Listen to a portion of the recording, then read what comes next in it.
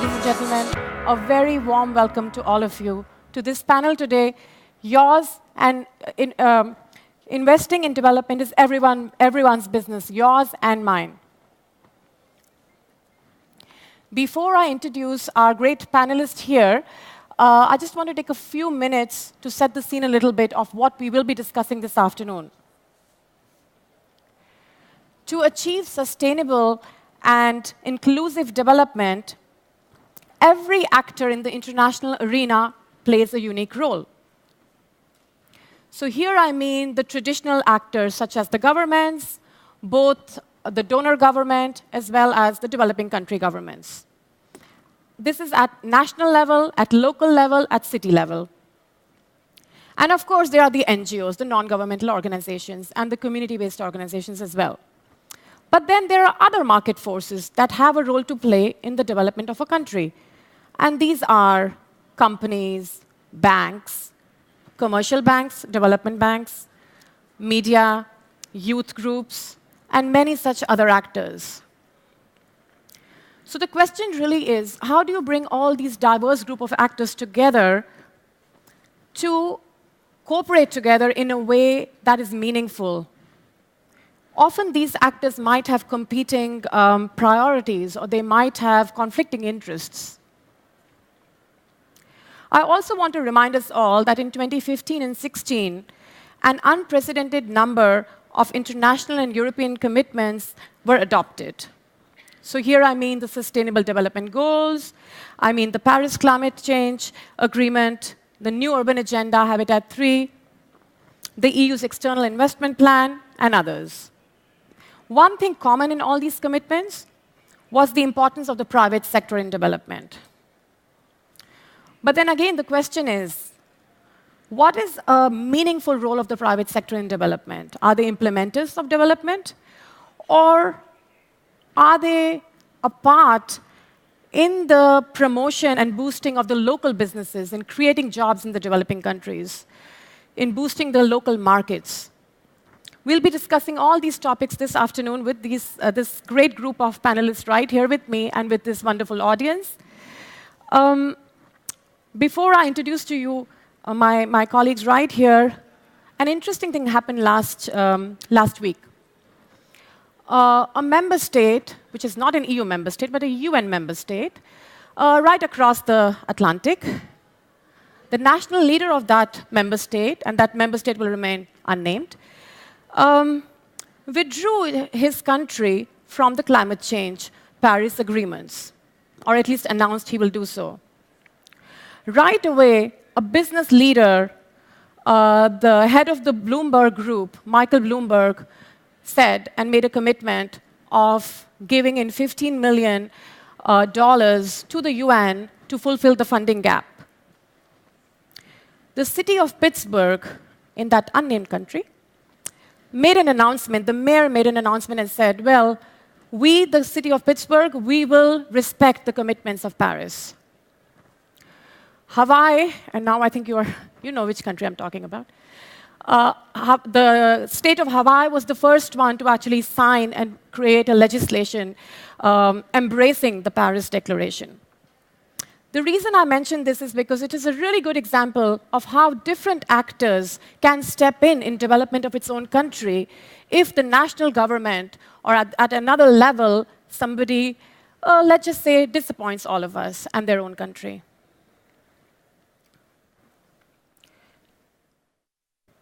So what I'm going to do right now is introduce this wonderful panel right here. Right in the center, kind of on the center, we have Ms. Ulrika Moder, the State Secretary for International Development from the Ministry of Foreign Affairs from the state of Sweden, EU member state. And then right next to, so a little bit on the right side, thank you. We have Monsieur Roland Ries, the Mayor of Strasbourg, the headquarters of European Parliament, in addition to Brussels. And next to him, we have Dr. Najeh, the Director of Operations of Badia, which is the Bank for Economic Development in Africa. It's the Arab Bank. It's a regional development bank. On the other side, I have my two colleagues from the private sector representing the private sector. We have Director of Public Affairs and Climate Change, Mr. Rob van der Meer from Heidelberg Cement. We also have Jeffrey Prince, who is the Program Manager and Head of the Climate Change Agenda in the IKEA Foundation. And last but not least, right next to me here is a young leader, Nishchal Banskota, who is the founder of a social enterprise. It's called Nepal Tea. And so with all these great people here, and with all of you, we look forward to having a really good discussion about all these issues that we mentioned, the role of stakeholders, different stakeholders in development, as well as this urgent burning issue of our times on climate change and clean energy.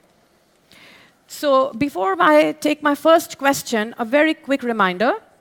You all have your app, your smartphones, I hope. And there you have the EDD app, and I hope really that you have uploaded that. We would like to start with a question, so-called word cloud question. I hope you have heard of it. All you have to do is to go to your app. Then you choose the option, shape the debate. Are you there? Can you find it? Then please go to the interactive tools. And there you have different options, Q&A and other questions. And please go to word cloud. And here's the question, if I can have Diego.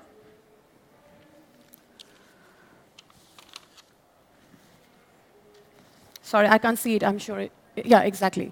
So which are the actors who you think are the most overlooked when it comes to development? So please type one word, just one word, and press send. I think you have 15 seconds, right? As you type, the word will start appearing on the screen. That's nice.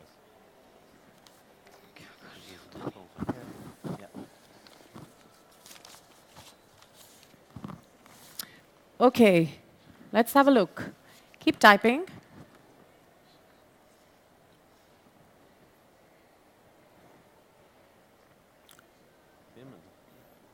I like the women bit, obviously.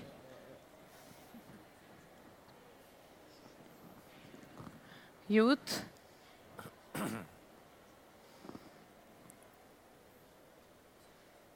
Businesses, children.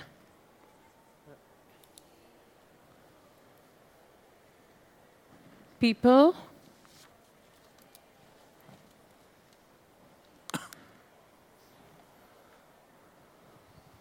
Social, girls, entrepreneur. That's it? All right. So these are some of the actors you think are the most overlooked or ignored when it comes to development. Thank you. Thank you for doing that.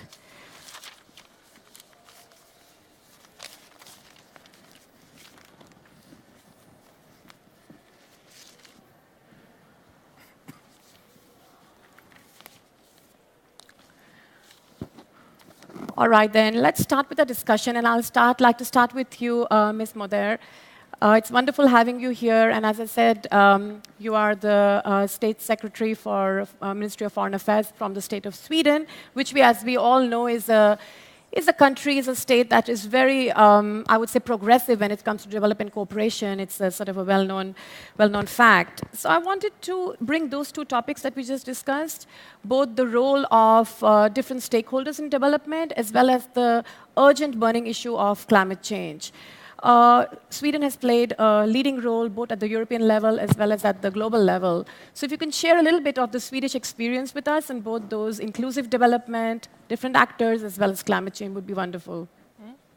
Thank you, and thank you for the possibility. Well, I think, it goes back to the Swedish experience and the fact that we, to start with, also hosted one of the first UN conferences on environment back in 1972 in Stockholm. And actually this week we are hosting the first UN conference on sustainable oceans. Wow. And that is the first conference on one of the sustainable development goals where we want to see to how we move from words into action. And we want to be very action-oriented, but at the same time also with then the experience that we will not have economic sustainability if we don't take into account social justice. and we will not have economic sustainable or social sustainable development if we don't take into consideration the borders of our planet. And I think this is very well known in the Swedish experience. Yes. And of course, not only in the Swedish experience, but this is actually what we decided upon, as you said, back in 2015, not too long ago. Important decisions were taken by all world leaders at that time. But also with the broadest engagement that we have seen in a UN process up until now.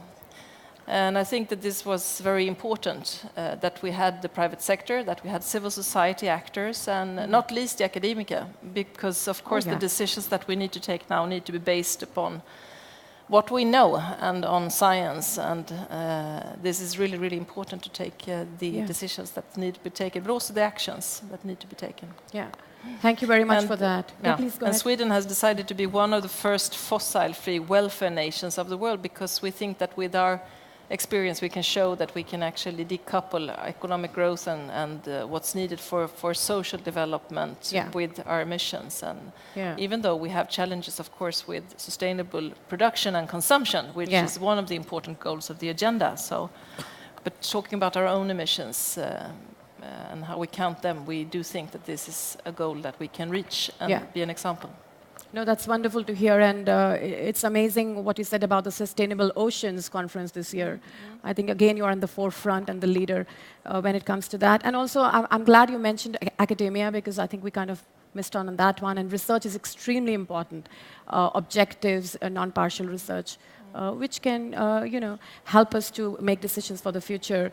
Would you also like to say a little bit about the multi-stakeholders approach? I know you're very inclusive when it comes to discussing, consulting in a meaningful way with different actors. Anything that you might want to share on that point? As you said, I think, Sweden, we have been champion development cooperation, but we have also broadened our understanding of how we need to work within development cooperation and seen the importance of using our state development cooperation also as a basis for broader relations, and how we can see how we can, through our guarantee instrument, for instance, that our big development agency, SIDA, works with, leverage funding, both for development finance, but not least also for climate finance. So I think it's very important to see to that we have high quality in aid. Sweden is one of the countries that still stress the importance of not tying aid to our own interests and our own Swedish companies. But then, of course, we need to relate to the private sector and see how we can work together, and that's a different thing. So we don't believe in tied aid, but we do believe in coordination and cooperation with the private sector with regard to both development and climate finance. Absolutely. Thank you so much. And I'm sure there will be questions, and we will talk more about the Swedish experience. I would like to now turn to Dr. Najeh from the Badia Bank. And Dr. Najeh, the Arab Development Bank is obviously, your mandate is in Africa, so the African continent. I'm wondering if you could share with our group here the most, first of all, your mandate. Why are you looking at the African continent only? And then also a little bit more about, it's about economic development, not just development, but also the economic development. And who are the kind of the actors that you work with? So if you can share a little bit of your experience to this group. Thank you very much for inviting us to this, to take part of this panel on behalf of the Director General of the Arab Bank for Economic Development in Africa. The Arab Bank for Economic Development in Africa is an international financial institution which was created in 1973 and started operations in 1975.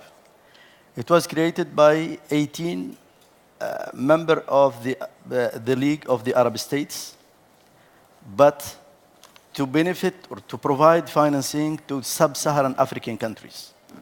And we have been working since then with 44 of the African countries.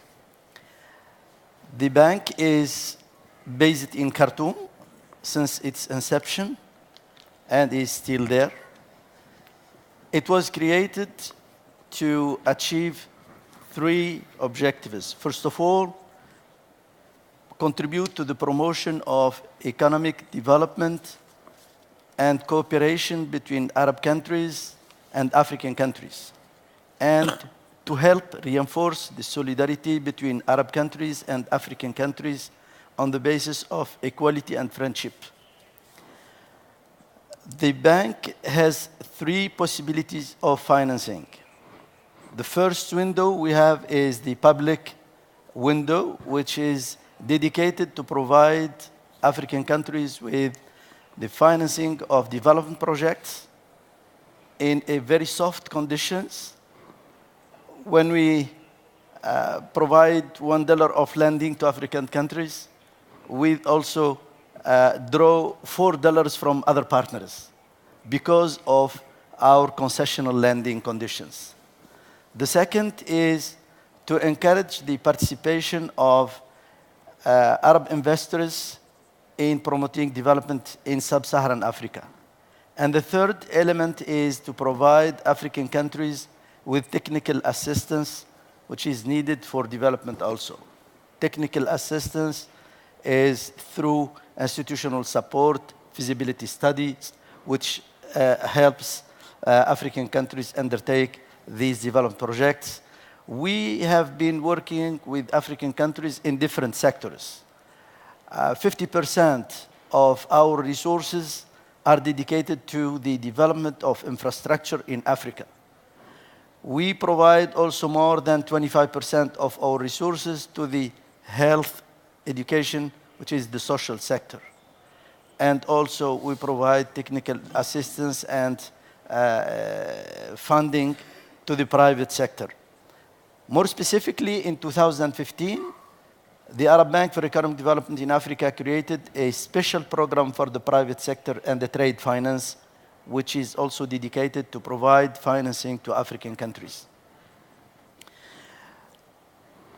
And we are hoping to help African countries, first of all, improve the well-being of the African populations, and to contribute also to achieving the sustainable development goals.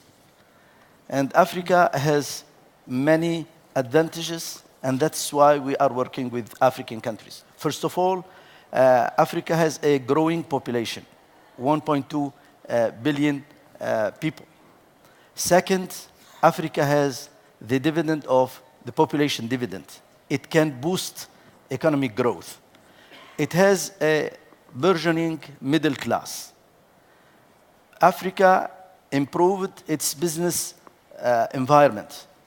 It improved also the macroeconomic environment. Africa has an agenda for 2063.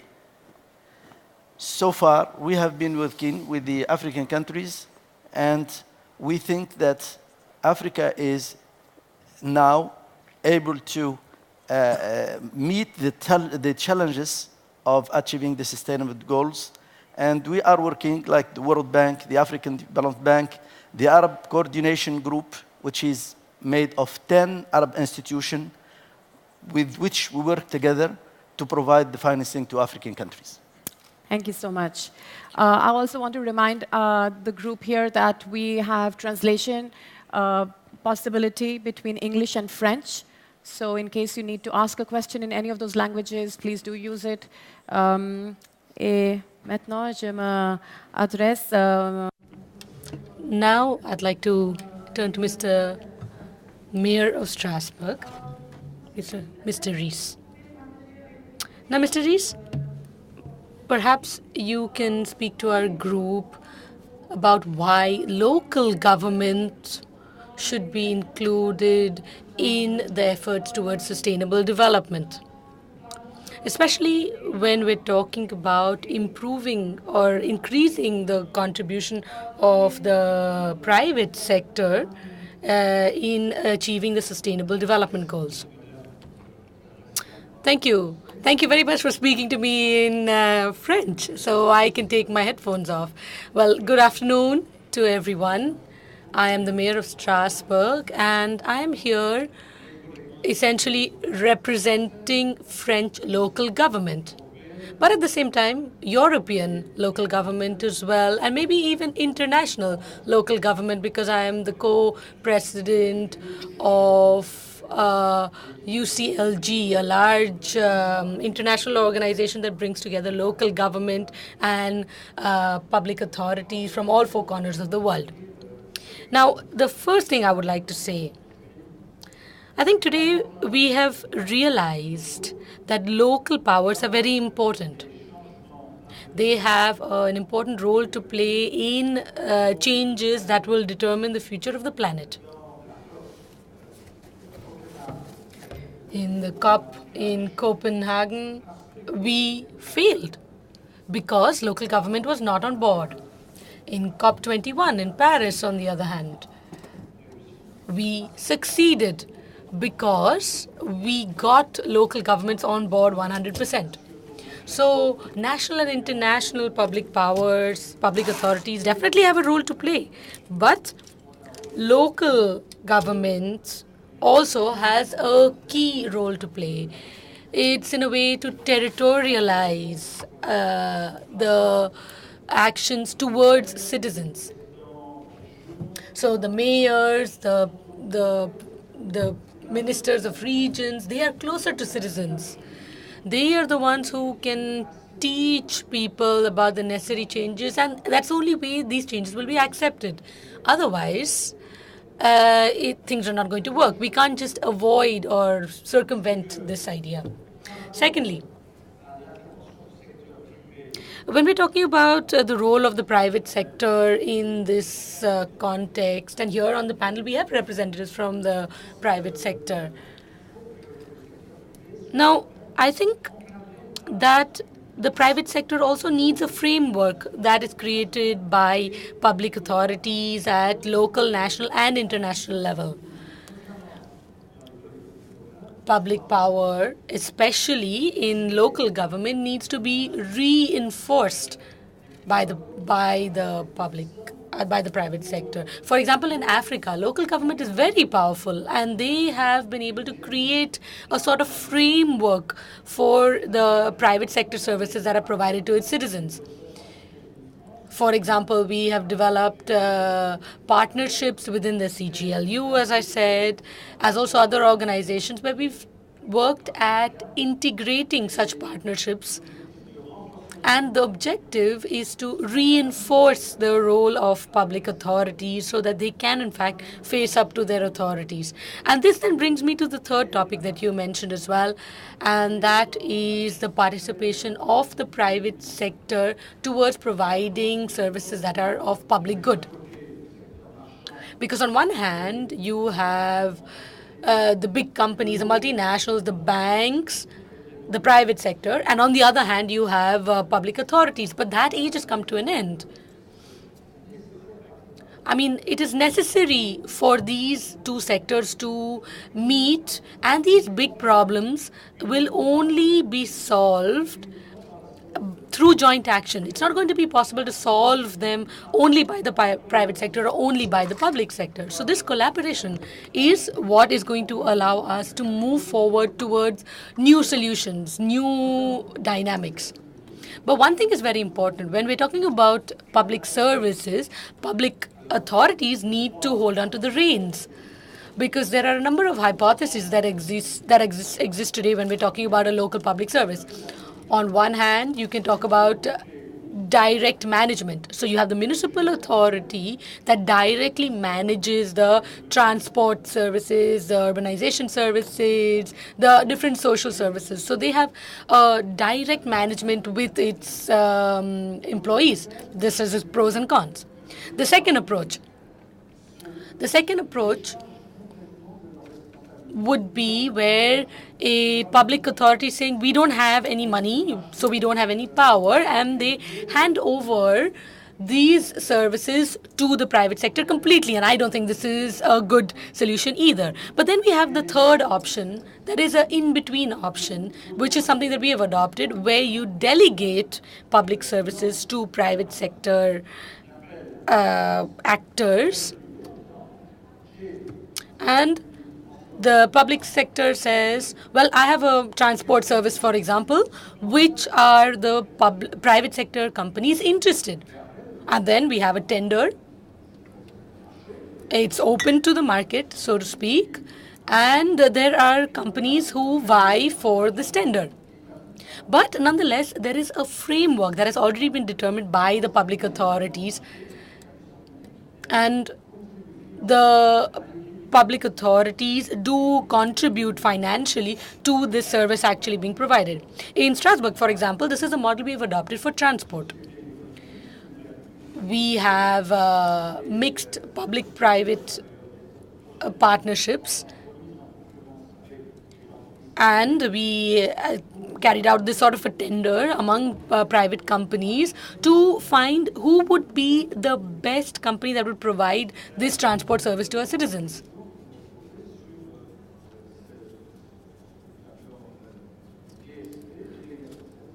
Now, this is a delegated public service, and this is something that we have adopted in Strasbourg for the transport sector. Thank you. Pajus. I really love your city, not just because of its Alsatian flavor, but I actually found my partner there when I was 18 years old, but I guess this is a story for another day. To please get your app out, because we will now be want to interact with you again, and we would like to ask you a question with multiple choice answers. So we'll put a question right over here on your screen, and it is about the topic that we discussed a little bit, and we'll discuss more. What way should businesses be involved in development? And you have 4 choices, A, B, C, and D. So please take out your apps, and whichever one you find the most appropriate, please press on that.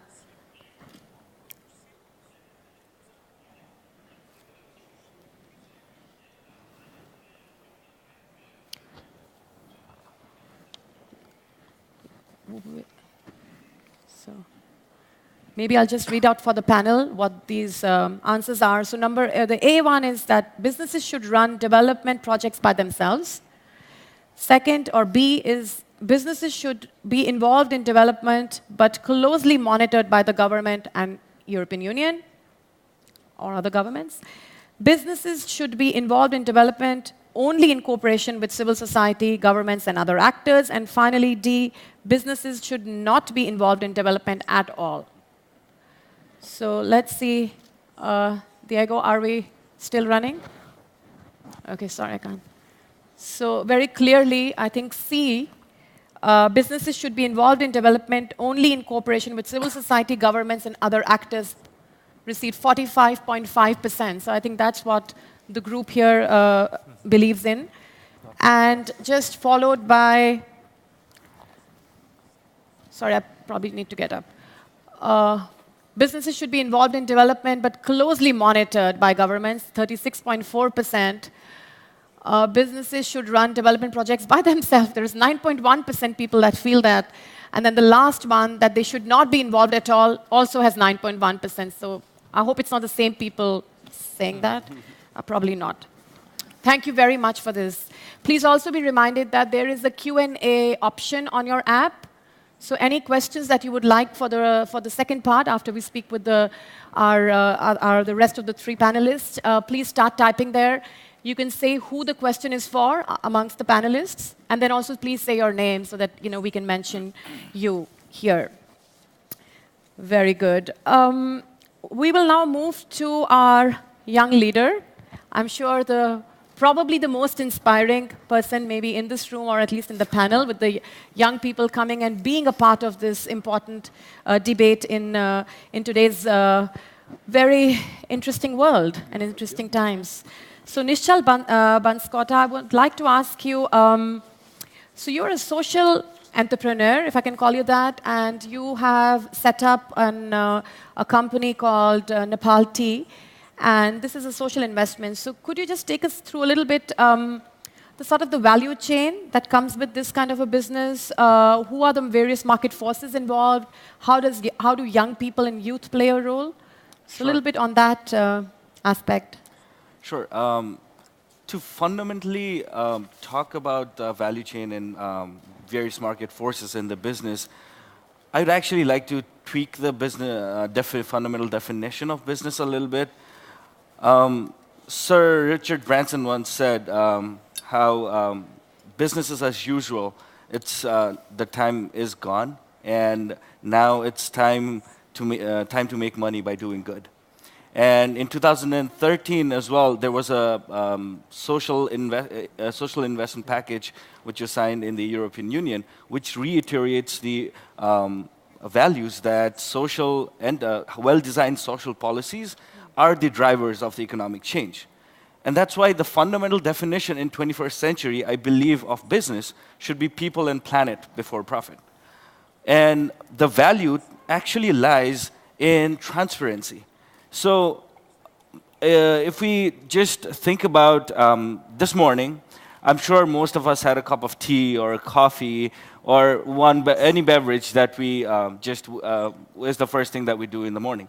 So just reflect on that and let's see if people actually knew where that tea or coffee or any other product was coming from.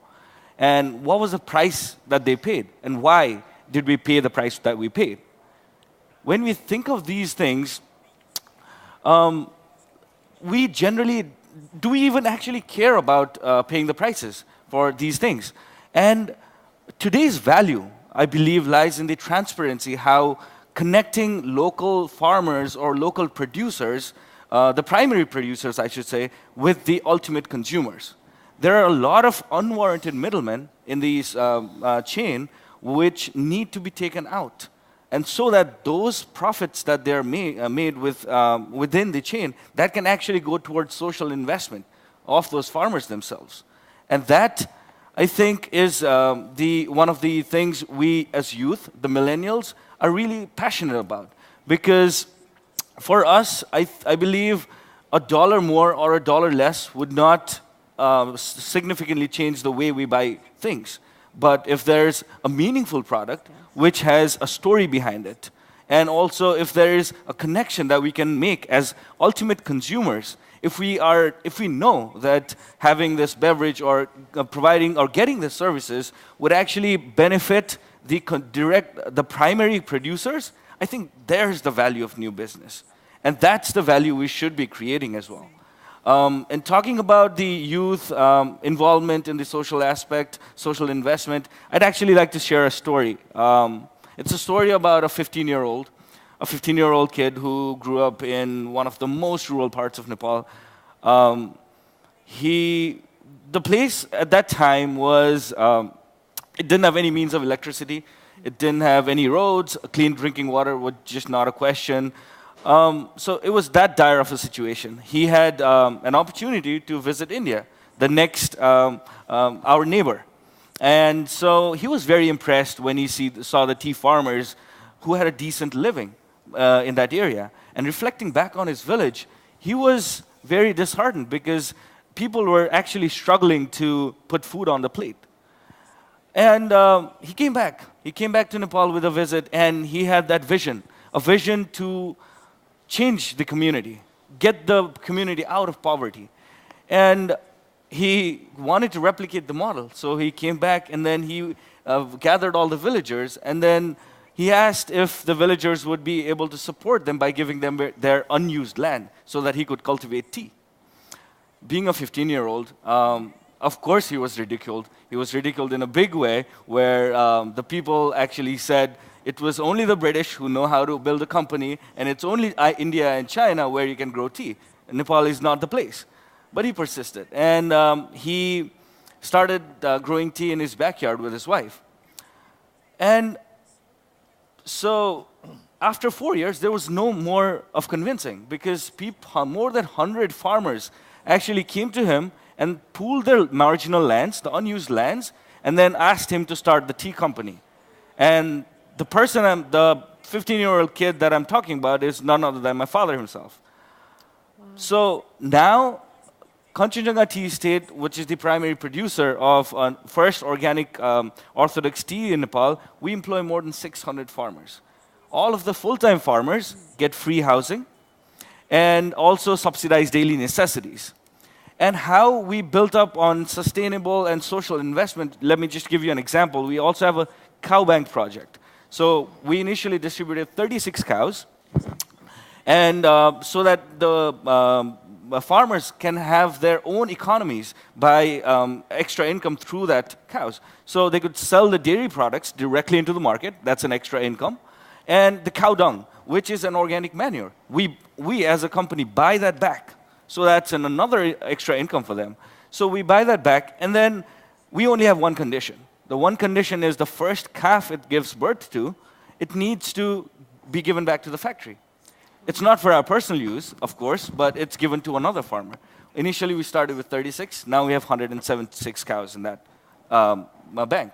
So these are some of the various projects that we use in our factory to get a holistic approach. All the SDG goals, when they're thought of in their own individual level, they kind of do not match up. It's very difficult to focus on one and not focus on the other. So I think the new value in business, actually, we need to focus on the holistic approach. We also have a program of transcendental meditation that I'm starting after I go back to Nepal, so that the mental health and consciousness of these farmers, they have that as well.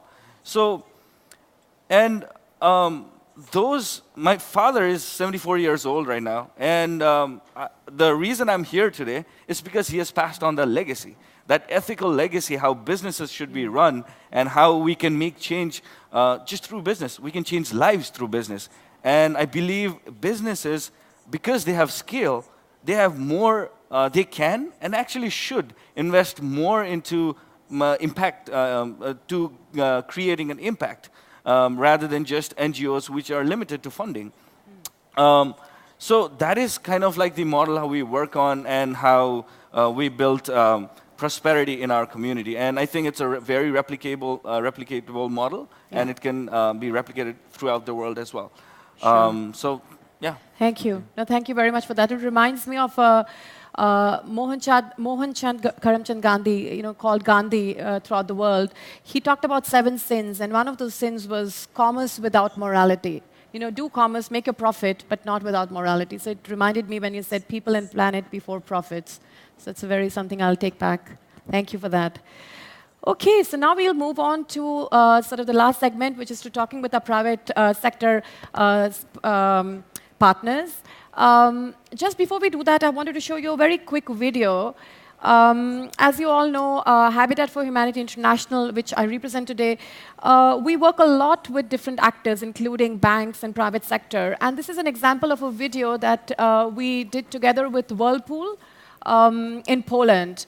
And it is about renovating a youth center where young people that were under state care lived, and which we tried to make them more self-sufficient and self-reliant. So let's have a look quickly at this video. It's a very short one.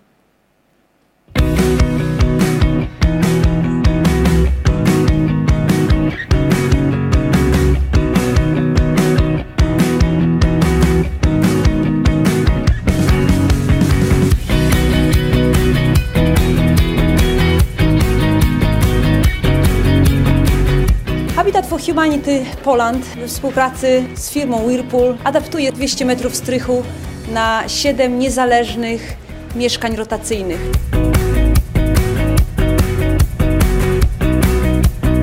My name is Nicola and I'm from Germany. Hi, I'm James and I'm from the UK. My name is Juan Carlos, I'm from Barcelona. My name is Liz and I'm from Italy.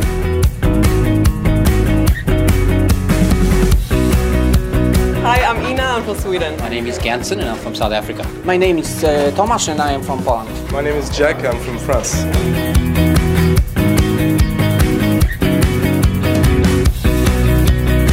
Hi, I'm Carolina from Poland. Hi, I'm Camila from Brazil. Hi, I'm Federica from Italy.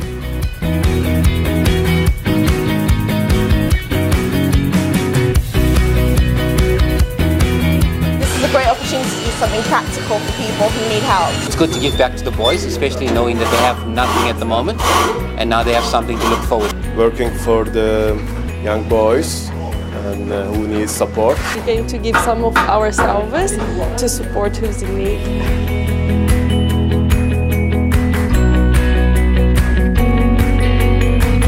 Tak byłem nauczony, wychowany, że lubię pomagać ludziom, którzy potrzebują tej pomocy. Będę dalej to robił.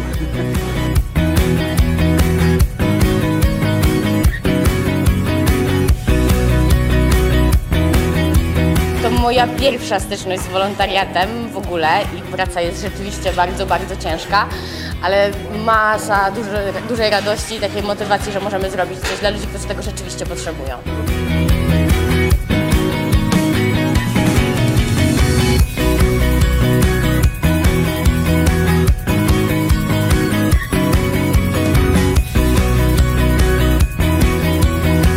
I like it. It feels very good to do something for humanity and for these boys so they can live here. It's a very different feeling, and I very highly recommend it to anyone who's maybe thinking about it, absolutely.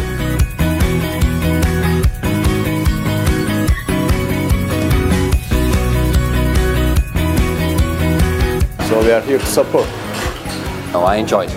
I enjoyed it. I'll be back, I'll be back. Yeah, I would really like to do it again. Yeah, definitely.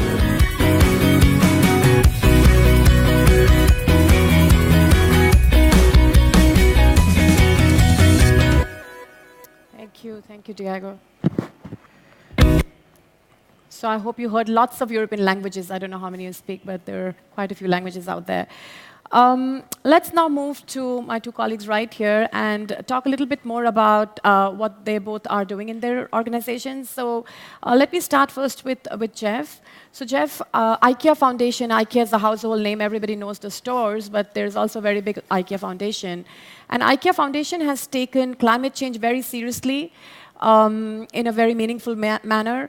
And they've actually brought you in as the expert on that topic to help them shape and form the future of what the foundation wants to do in its priorities and its funding. So could you just share a little bit with us where this is coming from and your experience and where you might be headed towards? Yes, certainly. So thanks for having me as a panel member, and it's good to be next to neighbors like the esteemed minister. So it's quite a challenge to bring all these different stakeholders together, so it's quite courageous of Habitat to do that. But one basic theme that comes back every time, I think, and I just wanted to touch on that quick, is that it's not about technology. We all know that tackling climate change is possible. It's very much about maybe the technology of the heart. So each person knows in his or her heart that we should do something. And it's a matter of reaching into your inner person, so to speak, and say, well, I am just an entrepreneur or I am just a student, but I'm more than that. I can do something about seeing the change that I want to see happen. So I think that's definitely where IKEA Foundation has come from. So I started shortly about 6-7 months ago at IKEA Foundation. The first thing that I got was the IKEA values. So one of the values is taking responsibility. The other is being humble, being cost effective. So if you're interested, you can see them on the website. But taking responsibility is very much the key to IKEA Foundation, to look really at poverty alleviation and the position of children. And so that's how we started in 2009. But we also realized that there's this overarching issue of climate change that would threaten our focus on poverty alleviation in children. So a lot of the climate debate is focused around reducing temperature rises to 2 degrees Celsius or the 350 parts per million, etc. But we take a really simple approach. What is the position of children in poverty alleviation? And going for that deep impact there, how can we help them and at the same time help improve how we're dealing with climate change? A simple example is if you look at clean cooking, women and children are suffering from collecting wood every day and cooking in smoky environment, which has adverse health implications. But if you tackle that, you have a huge climate change benefit at the same time. So going for the deep impact, looking at the position of women and children and poverty alleviation, you can tackle both issues at once. So that's before the Paris Agreement. And this is very un-IKEA-like because we value humbleness. We decided to make a big commitment together with IKEA, the company, to invest 1 billion euros into climate. So our commitment of poverty alleviation, we allocate 100 million euros each year for that, and additionally we'll be allocating 100 million euros each year for climate change the coming next year till 2020. Wow, wonderful. That's absolutely mind-boggling. I have to take a minute to think about those figures. It's a drop in the bucket, though. But I mean, if you look at the seriousness of all the needs we have to tackle, in all honesty, it's a drop in the bucket. If you look at energy access numbers of how much investment's needed, it's a drop in the bucket. But it's all hands on deck, and each of us has to look into our heart what we can do and what we feel responsible to engage with. Yeah. Thank you very much for sharing that with us. Let me rapidly then move on to last but definitely not least, Mr. Rob van der Meer from the Heidelberg Cement. And I wanted to ask you quite a direct question. So clearly your industry is, let's just say, quite energy-intense industry. How are you, as a company, as a worldwide name, how are you addressing climate change in your work, and especially using innovation or innovative methodologies? Yeah, I hope you hear me. Yeah. Well, thank you very much for participation in this panel. And I think that question is really the key topic, at least one of the key topics for us as Heidelberg Cement, is the climate change issue. It's a fundamental issue that we have to solve as society very soon. And that's the way we want to operate also on it. So it's something where we are working hard on it. So first, I think that we are the first company in the world, at least of the energy-intensive sector, that has committed to the 2-degree scenario, but also did an assessment on if we are able to reach that 2 degrees scenario within our CO2 strategic plan. Now, the world is changing, so I have to be clear about it. What we did last year was an assessment by an independent consultant looking at our strategic plan, and the clear mention report from them is you will achieve the 2-degree scenario, but you have to do a lot. So at least we are within the trajectory to the 2 degrees, not to the beyond 2 degrees or 1.5 degrees. That is a big step further down, which is absolutely necessary, but for the moment that is not that easy because technology has to be available, but also the economical feasibility has to be there. And that's the point where we are working hard. So first, on innovation, we are developing low carbon cements. So to replace traditional ordinary Portland cement, we want to have alternative types of clinker, alternative types of cement to reduce the climate emissions during the production phase, but also during the lifetime of a building, because that has to be taken into account. What is the benefit when you use concrete? The benefit is that you have higher energy efficient buildings, which is reducing over the lifetime of the building the energy consumption, which is very important. Is an advantage of concrete, which should be taken into account, and where we should at least support the construction sector with it and the government with it. Now, so first, innovation on low carbon cements, on low alternative clinkers, alternative cements. We developed 2 years ago, and now it becomes complicated, a calcium aluminate sulfonate cement. And we have tested that, for instance, in Degerhem in Sweden. So we have produced it in Sweden as an example. And we have developed same type of materials or different types of cements as an alternative. On the other hand, what we're also doing is looking at our processes itself and how to optimize the energy efficiency, how to optimize the clinker use in cements so that we can reduce the carbon footprint of our products in a significant way. And now I come to how do we do that? Why do we do that? It's not coming from the governments. Let's be clear about that. It's not coming from a central organization, UNFCCC or European Union or whatever. That's not a trigger. The trigger is the responsibility that we have as a company for society. So we have our own voluntary target for reducing CO2 emissions. And our target for the moment is for 2030 to reduce our CO2 emissions annually is 20 million tons a year. That's the target of 2030 compared to 1990. It's a little bit complicated, and it's on product basis, but it indicates that we do that. And for instance, in Sweden, back to Sweden, our cement company in Sweden has set a voluntary target for carbon neutrality on product level in 2030, which is, I think, a step that has to be taken. We have done the same in Norsem, in Norway.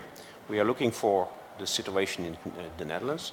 And you see that you can't do it everywhere at the same time, because not all the countries are developing in the same way, have the same type of products, have the same type of possibilities from governmental situation, from authorities, but also from the situation in the plants to do this. But we are doing this. And this is done on a voluntary basis, but in a transparent way. We want to be clear about it. What we do, you can show, you can ask us, and we will show you.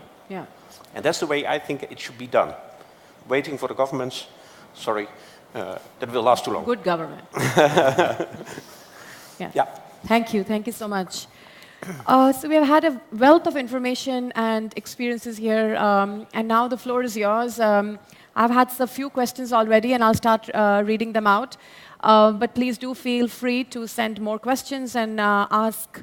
Please do say who you are and also say who the question is meant for. So let me start with an anonymous question. So I don't know who wrote that. But it's to the panelists, and I'll just read out the question, then we can see if we can start maybe with the government. So the question goes, how can we facilitate sustainable development where there is no obvious economic interest, but really environmental interest or social interest? Would you like to take that one? Well, it's a very important one because we are talking about the goal also of the SDGs not to leave anyone behind. And we know that people who will be stuck in poverty are people in conflict-ridden areas and fragile states. And that's the number of the poorest of the poor actually will be in these very difficult circumstances, and where we will need also ways of investing. And of course, there sometimes private companies would not perhaps have the interest or the possibility even to do so, and their development cooperation and our humanitarian aid is crucial, of course. So, I mean, I don't know, there are probably many more answers to that, but I do believe that, I mean, the different interests and actors that want to contribute to the Sustainable Development Agenda can do so in many different environments and even in the most difficult circumstances. And we have seen also that there are interesting partnerships, private-public partnerships also supporting people on the move and all the refugees that we see worldwide also, where we need also private services and the innovation of the private sector to contribute to solutions where people are actually actors, even though they are forced to flee from war and from persecution, and conflicts, and need to be able to access, for instance, capital services and so on. So it's possible to make partnerships in many different areas, even the most difficult ones. It's difficult, yeah. Thank you for that. I'll move on to the next question, and I hope the anonymous sender feels somewhat that the question was addressed. The second question is on very interesting ones. It says, how to prevent that enterprises in industrial countries, so the rich countries, how to prevent that they abuse their engagement in development cooperation for their own interests. So how do you make sure that they're not misusing development cooperation? Monsieur Ries, vous voulez peut-être répondre? Would you like to answer, Mr. Ries? Yes, well, I can take this point to answer, not as the mayor of Strasbourg, but as the president of Cités Unies France. We focus on establishing contacts between local authorities in the north and the south to facilitate exchanges. We do this to try to give impetus to a new development way of reasoning and logic. And in this way, the role is to be facilitators, to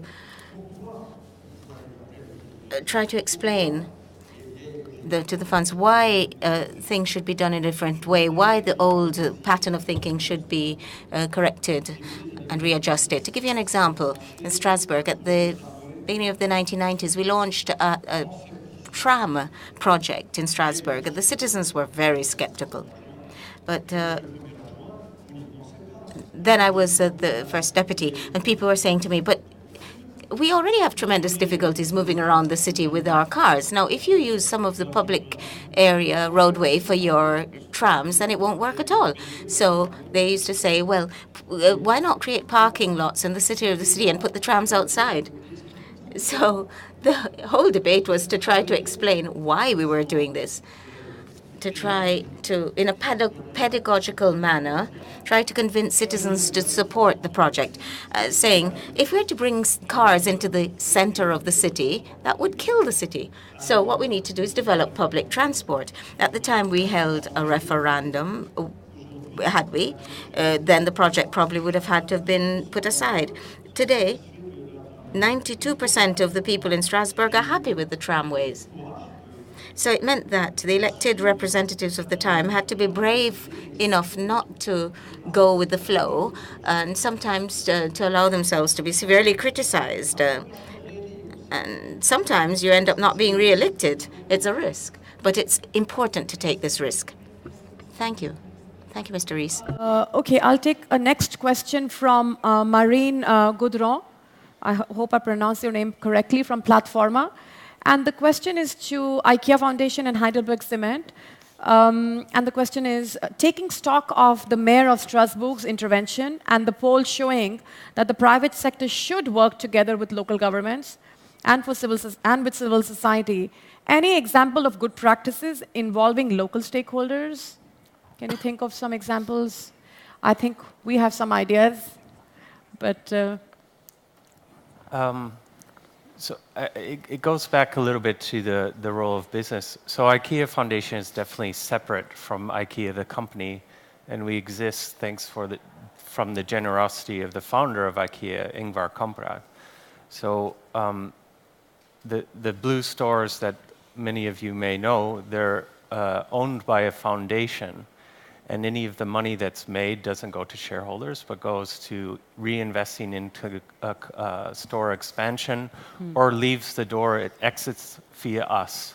So we use that money, we've been quite active in the refugee sector, because reflecting the home theme, which is very important for IKEA and the values of IKEA Foundation.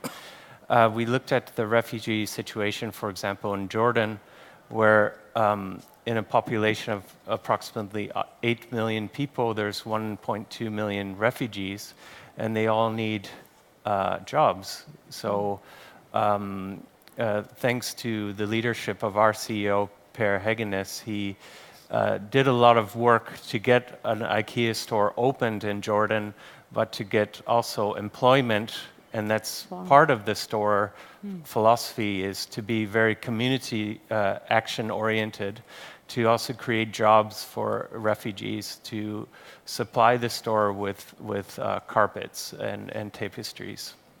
So if maybe that's an example. That's a good example, yeah. Please. I have a few examples in mind. But I think that the fundamental thing is, of course, the question that was raised in the first list of questions, how the involvement of business in development programs. Yeah. And I think the fundamental one for me, at least, is business, if that is possible, because not all the projects, not all the development programs that we have in mind are applicable to business, but I think that business can and should play a role in that type of projects. Conditional, of course. If it should be closely monitored by governments or not is for me a question, but monitored for sure. It should be clear what we are doing as business. And now I come to the point where we are doing that. For instance, in Togo, Africa, we started, I think 2 years ago, we started a new clinker production plant, cement production plant, outside the capital of Togo, in fact quite a distance. And we developed in the neighborhood of that plant a center of entrepreneurship, so that people, for the people living in the neighborhood, so that people living in the neighborhood could use the benefits of such a center that we developed and constructed, could use also the experience from the people working in the plant, but also from the people, the staff people in the plant, and when available, could participate in helping people to develop themselves, to create new jobs, to create new small companies. It's in progress. It was not easy to develop such a thing because it's something that is not directly related to business, what we are doing on the actual basis. But on the other hand, it's very nice because you now suddenly see people that are coming out of that having an added value to what they did before. Another example, we have in one of the issues that we have is that we have quarries for cement production and also for aggregate production, so places where we take out limestone out of the earth. And what we want to do is after that we have done that, we want to bring it back to nature and to give it a higher value on biodiversity. So from agriculture, we dig out at the end limestone, and then we want to give it back with a higher biodiversity value as a nature conservation area, something like that. In Tanzania, we did something perhaps a little bit strange because we started a tree nursery for that project. But the tree nursery is much bigger than we need. So we need, say, 100 trees a year, and we have built a tree nursery for 200 or 300 trees a year. It's much bigger, but just to exhale. Because the people need wood for their cooking. And now they are involved. They are involved in producing the trees for the biodiversity project, so adding value at the end to their country, very important, nature. On the other hand, it is not a disturbance of their own area, because in the past they were taking out of that area the wood to burn. Now, if that is good or not, the point is we didn't want to steal that from them. So we add it now back. These projects are examples, very small, but that is for us important, to involve the local people in our operations. We also do it in developed countries. So Dagenham, for instance, is a clear example where we do that. But we have, in fact, nearly everywhere we do that. No, I think that's a great example of understanding not just through the CSR or other operations, but really in the business model itself, how companies can have a long-term impact. And I know that we have this wonderful partnership with IKEA Foundation in India and Kenya, where we are talking about making available products to the lowest, at the bottom of the pyramid people, in terms of having affordable products for housing. And their IKEA Foundation is working with us and a number of partners in those countries to create that market and those products for the people. I have a couple more questions, so let me take this one. Anonymous again. Is a bottom-up or a top-down approach by multinational actors more effective to foster sustainable development? Maybe I'll ask this side of the group. Would you like to take that, maybe Nischal or Dr. Najjar? It's talking about is a bottoms-up or top-down? You know, which approach is more effective? Sure. In my opinion, in developing countries, where I come from, the government is not that effective. Honestly speaking, it's not that effective because in the past 10 years, we have changed 10 prime ministers. And so it's not that effective. Things do not get done. So one of the ways, and also all the fundings that are coming from various different organizations and various other countries, they're not delegated properly, and the accountability is a big issue there. So that is another very important reason why in developing countries like ours, I think grassroots movements play a very big role in going from a bottom-up approach to solve all these inequalities and all these pressing problems of that area. I think those would be one of the key issues. But since there were I'll give an example of the recent elections that happened in Nepal. It was elections for the local government that happened after 22 years in Nepal. So whichever party controlled the major party would actually control the government as well, local government as well, to have that. But so in 22 years, we recently had the public vote for the local government. And it was obvious the youth with very interesting policies and how local government should act, and the bottom-up approach was not viewed properly. I mean, the youth did not get the voice that they wanted. But I think that is kind of like the start, because when we go from there, I think in the next couple of years and in the next terms, we definitely will have more voice. And I think it's just a spark. And in the later on, I think with the help and support from all the developed countries and EU, maybe we'll be able to hold accountable all these the politicians and also the government to actively engage the local actors to maybe go from the bottom up. So I think it's a mix of both of those, I would say. Yeah, thank you. Dr. Najjar, would you like to say? I know that Ms. Modair would like to add. Thank you very much. From our experience as an international financial institution, we believe that, and we work with an inclusive approach, thinking that the economic growth should be led by the private sector. But nevertheless, the government should prepare and pave the way by financing the infrastructure, the roads, the access to water and sanitation, and all what the business environment needs to attract more foreign investment, to make the private sector expand and flourish, taking into account the youth and women, who should also be involved and take together with the private sector approach in order to boost growth in less developed countries and mainly in Africa.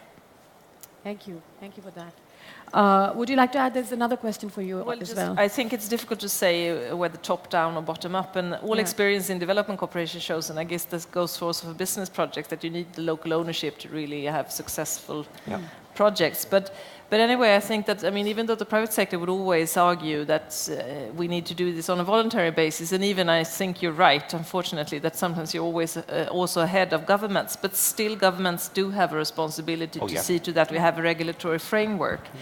And in Sweden, I just wanted to take the possibility to say that we are now with the support in Parliament, and I think this is the way you need to work if you have a shift of governments constantly. And also we are a minority government now ruling Sweden, but still we have an agreement in Parliament to have a climate act and a legislation on climate to see to that all the coming governments will also take responsibility to find regulatory framework that can support the efforts of the private sector, but also incentivize and see to that we really have a long-term plan for cutting our emissions and taking our responsibility.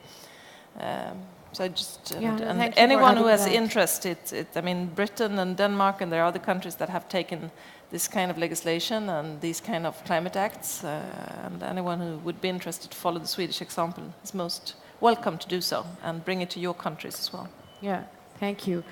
There's another question for you, and it is the same person who had asked earlier on about the abuse of the, there's a chance or a chance that the developed country might abuse its role in the development cooperation. They specifically want you to answer that. Yeah, and I wanted to say something about it as well. I do think we have an agreement within the OECD, and then I think also we need to broaden the group, because we know that the OECD countries are not the only donors these days. I mean, many important donors, and this is very important, are coming from other parts of the world and also other sectors than governments. But I think through 50 years of international development cooperation, we have learned something, and that is what's good quality of aid. And we have criteria that we have decided upon within the DAC group of the OECD.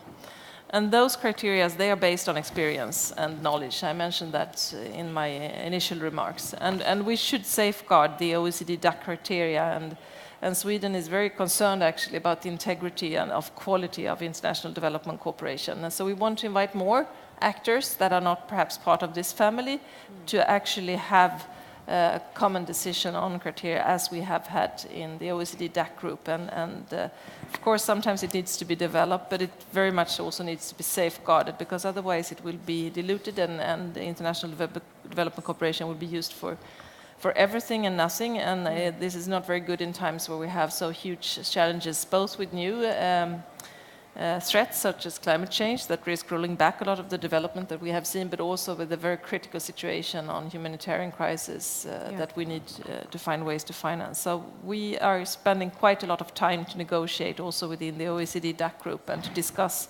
quality of aid and the importance of staying with the criteria of what we have decided upon. Yeah. That gives us a lot of heart, and I think many of us would love to join or have a government like yours. I have one final question. So if there are any other last questions, people, please do type. This one is for Monsieur Rees, and it's in fact in French, so let me just read it. It's from Maï Bouvier.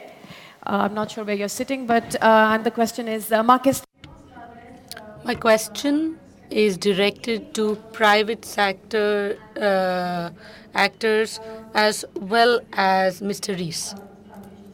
So he says, good afternoon, Mr. Rees. Do you work with civil society actors, NGOs, citizens organizations, etc.? And if you do, what sort of organizations do you work with, and what sort of specific examples could you give us of such collaboration? Now, I think I responded to these questions in a general fashion. But I think the era of private sector versus public sector is over. In the past, we thought that everything that made money was something that we had to suspect a bit. And the only thing that we think about was providing public services. That's gone as well. So now we have to reach a compromise between the public sector and the private sector. However, there is one condition to this. We cannot just let things go as they want. Things cannot just be left to regulate themselves. There needs to be someone setting the rules. And I think that needs to be the public authorities, irrespective of which country and which region. Let me give you a specific example here. I won't talk about, I won't give you the name of the country, but in one of our southern countries, there was a complete deregulation of the public sector. And we arrived at this crazy system where you had private sector companies trying to make money, and you had excess in terms of transport options. So you had small companies who were looking out for people who wanted to travel. So they would try to overtake their competition to try and pick up these people. So that's, again, taking the model to its absolute extreme. So I think that we need to have a framework. You need to have some rules to provide a good service in the best way possible. So I think this is maybe an example where the public sector develops a degree of partnership with the private sector. This is something that must happen today. But you can't just let the private sector to do whatever they want. And at the same time, the public sector is not imposing rules that are impossible for the private sector. So the private sector needs a public sector that is strong, both at local, national, and international level. Thank you. And could you also, there's a final question, so I'm sorry, after this I will not be able to take any looking at the time. It's for IKEA, but maybe I can come back to you after you answer these. So if you would take this question, and then... I would like to react on this, because I think that was stated here, that the time that private sector and public sectors were looking as a sort of enemies to each other is over, is absolutely right. On the other hand, I fully share the comment here made by two persons, and in fact also by the audience, is that you have to take care of the private sector by the government. It is not only the private sector that can do it. Let's say fair can't be the situation. It has to be monitored, it has to be checked, based on, I hope, a trust Otherwise, it doesn't make sense for the private sector to do business. But it has to be in a transparent way. It has to be checked, and I think that is the fundamental one. And for instance, we are working together. And first, 2 points. First, I think the governments do have to play a role in that, together with private sector business, but also NGOs, public organizations. Habitat for Humanity, for instance, also have a role to play. It is not only the governments and business. That is not the way it should be. It should be a sort of, I see it as a triangle, forces helping each other, supporting each other, and together you can build a pyramid out of the triangle. When you all look at each other, nothing will happen. And I think that is the fundamental one. One issue, for instance, as an example, we have now a long-term partnership with BirdLife International on biodiversity. And it helps us as company because they give us experience, they show us what we are doing, positive and negative, very important. We help them because we have entrance in countries where they are not able to come in that easily because we are operating business there. And we have a common interest, increase of biodiversity, which is incredible, nice to see that happen. Now, these type of partnerships, I think, with business can be done. And why should we not do it? So that's my point. And governments, yes, at the end, the governments have to be clear on voluntary commitments on climate change, for instance. Of course, there must be something in the back that guarantees that we are not escaping from it at the moment that it's a little bit difficult to do what we have promised. No, what we do, we have to do it together. Thank you. Thank you for that. Would you like to add something to this, Jeff, or? No, I think he covered it. Covered everything. Yeah. Okay, so there is a last question for yourself, Yeah. and I'm not actually sure because it's talking a little bit about the IKEA company. Right. But here is the question from Park Poom Komistafa. I'm so sorry, I'm pronouncing it completely wrong. It's about circular economy, and they're saying a sustainable production and consumption indeed remains to be the challenge for Sweden. It is also the top challenge for IKEA's corporate sustainability. One of the firm's responses are to make transition towards circular business model in the future, which is a committed and difficult decision to make. What is the firm's strategy and challenges to execute the transition? I'm sorry if it's not exactly No, your... I mean, I don't speak on behalf of IKEA, the company, but I can say a few things about that. Sure. So, I mean, the whole circular economy it's a very important issue for European Union because of the basics of resource scarcity.